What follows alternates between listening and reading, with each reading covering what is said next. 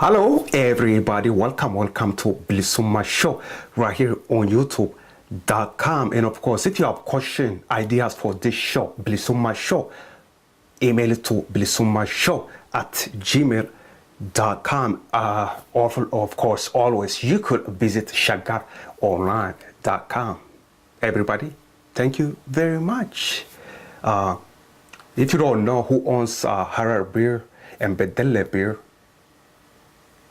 Heineken bought Bedele beer and Harar beer from the state in 2011. In 2011, Heineken bought Bedele Beer Company and Harar beer for 163 million. It says here. And of course, I'm here to share information, educate one child at a time. We are here to share information with you.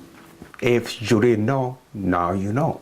This is BilisummaaShow right here on YouTube.com. If you have questions, ideas for this show, email it to BilisummaaShow@gmail.com.